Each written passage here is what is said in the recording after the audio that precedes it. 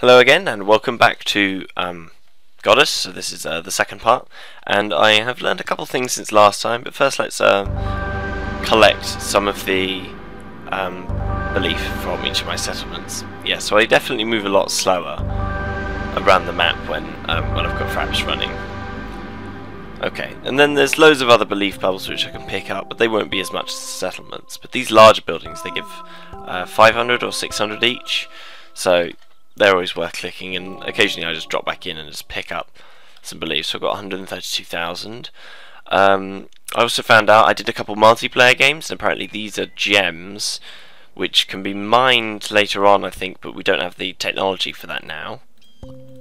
Obviously I've expanded my colony a bit, so I suppose I'll just prioritise clicking the larger buildings for now. So I think we got to there last time, so spread all the way up here. Made a large settlement over here on this plateau, and then down in this valley as well. And I will hopefully soon get, I think the shrines, that duration only occurs in-game. Like I started that and then yesterday and played again. So the gems that you mine, as we saw, these don't actually produce gems. I could pay 8 gems, I think, to have that be done instantly. I believe that's how it works. But that's the only gem / gold deposit that I've ever seen on the map so far. I think here's another shrine. Yeah, another shrine of expansion. And I don't know how much of this land or this island is left. I can see that there's a chest down there. But yeah, so I did a bit of multiplayer, and then hopefully I'll be able to get some. Okay, so there's another shrine of expansion. Get some of my friends to come and play that. But for now, as promised last episode, we're going to be doing, if we scroll back, the event Mount of the Gods. So last time we briefly met Amy, got someone for you to meet. She's Bella. She's like an adult, but she's really cool. So, so this must be a larger multiplayer, I suppose. So before it was just 2 1v1s, and then looks like it's going to be 3 of us with a free-for-all. Now I don't know whether this path is all unlocked right now, or whether we have to reach certain ages, like this says Bronze Age, but apparently I can do at least this next one. So I think we have to wait for this to go by, and then I'll get like an invite to the thing. There we go.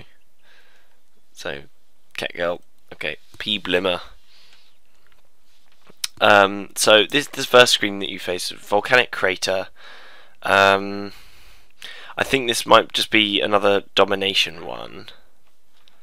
Oh, grow the larger population. So this is a population contest, and this lets you kind of choose your starting population. And I don't know why you would choose less. So I'm going to start with 6, where she starts with 2. Let's go for it. Okay, here we are already. So our best bet here, so you can see the score and then the time limit at the top, is probably to expand this out. No, I think I'll probably draw this back and then just double click this to kind of knit the landscape together, because last time I did a lot of talking and showing you parts of it, but it didn't actually do much expansion while recording. So let's do some of this now.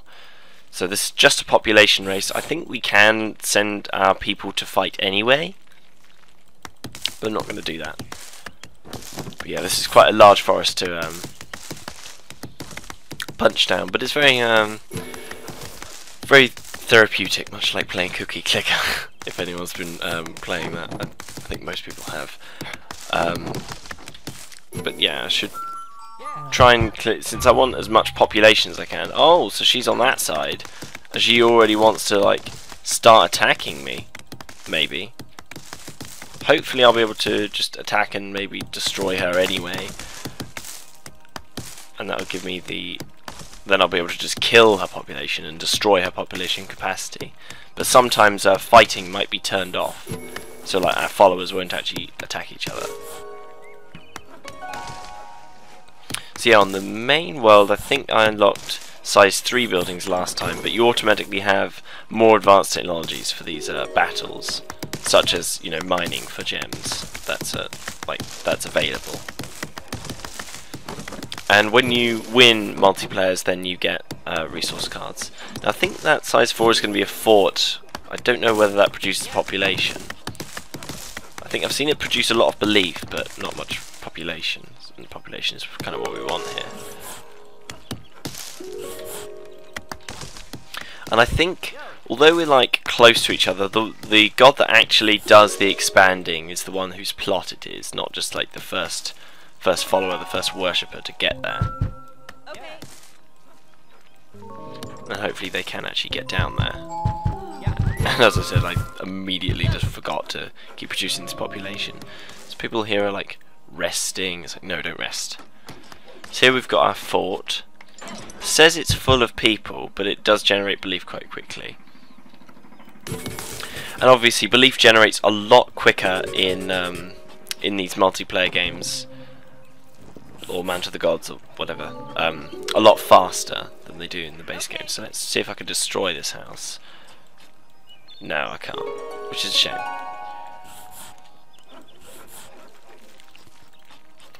I've got to just try and get as many of my plots down as I can. Okay. Yeah. Okay, so I'm 18 to her 12. They are fighting.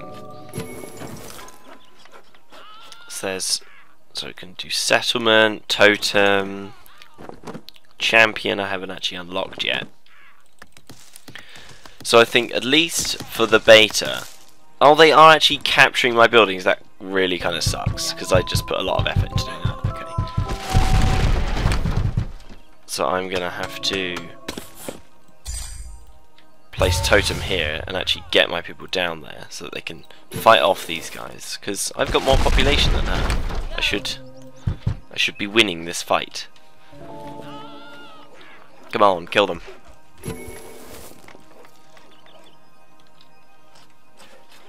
No, stop praying and start killing them.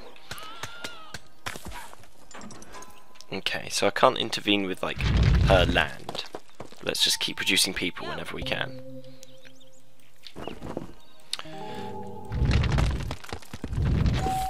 Kind of wish people would do a little bit more building, less destroying of other things, so then we can actually produce more population and actually take them down. I think, like, although the multiplayer maps are like smaller and you have access to other terrain like this, it's actually easier just to build towards them and fight them. And as I say, it's not necessarily going to be fully balanced yet. So I think if you get a small advantage early on in a multiplayer game, you might just like win automatically, because it might be quite hard to come back from. But there are different modes. As I say, there's like the gem mining one that I did, and you can get resource cards from the multiplayer games, which you then use for your home world. Also, people that you beat in multiplayer, you get their character, or you get their name as a named follower somewhere in your home world. So then you can kind of keep a record of people you've played against. Right, I should definitely win, because the AI isn't actually clicking their houses to produce more people, so I'm just going to keep settling this area. Come on, I can fit another house here. Yeah, so it doesn't look like the forts produce any people, they just produce belief. Which is okay, because you still need belief, but really belief is more important in the home world, where you can use these bigger powers. So I'm just going to use a settlement on, I don't know, this fort. Just because I can, because then it'll link up some of my other houses by road. As you see, that balloon is just expanding very quickly, because obviously everything is accelerated. So she's sending out some more followers. but I should be getting like a lot more belief now. So yeah, the followers are a lot more valuable than belief in multiplayer. But Yep. still, it does let you like influence the land more powerfully. Okay. Definitely won this. This one has been less of a challenge than the other ones were, because you actually had to do fights for that one. But I suppose it's showing you all the different modes. And I don't know whether, I think you do have to go the full time limit, certainly against AIs, but real players generally surrender if they're going to lose. I don't know, I've only done like 3 multiplayer games. Gee, if I now Okay. Yeah.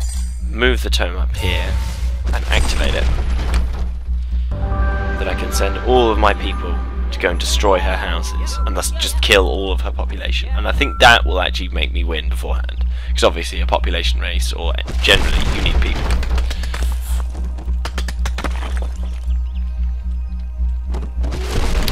And now I can deactivate it because the people will know what to do from there. Go on, take down her last house.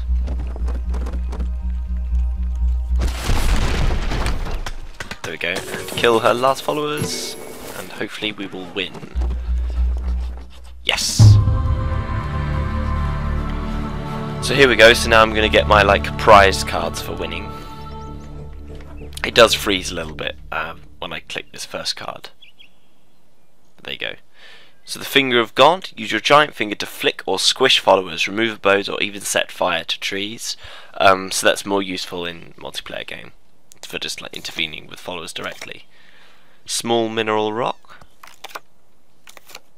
Oak, which is used for stone cottages, which is the next thing that I'm working on. And sandstone, which is also in stone cottages. Okay. So that's good. So, yeah, so that's Mount of the Gods. Let's just check how long I've been going for. 12 minutes, so I think I'll just, like, show you... Let's see, so there's the multiplayer shrine for doing multiplayer. And largely, this is all that I know about the game so far. Like, I've just expanding my population. And also, if we check the book from last time, I don't think I am in the primitive age anymore, but I don't know whether the whether this book actually changes, because it still just says the establishment period, and I think I have hit the growth period by now. Like, got stone cottages and things, and the next one after stone cottages leads into like conquest period, so I should at least be somewhere here. And I don't know how to change that. Right clicking, left clicking, or hitting space, none of them do anything. Actually, last time, like in between last recording, my commandments actually changed. The progress of civilization, that actually changed to something about rocks and how rocks are holy. But now it's gone back to civilization. Progress is bad. Oh, here we are. So this was the primitive age. And these are the commandments I got for the second half, I'm not sure. So there you go. Rocks, unattractive as they may be, must be respected as if like God. Which is better than the anti-civilization one. And there we go. So it says 3 advance until conquest period. So stone cottages, architecture, and some other science card, which I haven't actually discovered yet, because you need to reach thresholds of population. So as soon as I reach 2500, we'll know what this card is. But yeah, that's it for this episode of Godus. So again, leave your response in the comment section where you want to see more. For the 3rd episode, I would do a multiplayer, depending on how people feel. Okay, so thanks everybody for watching, and I will see you for the next episode.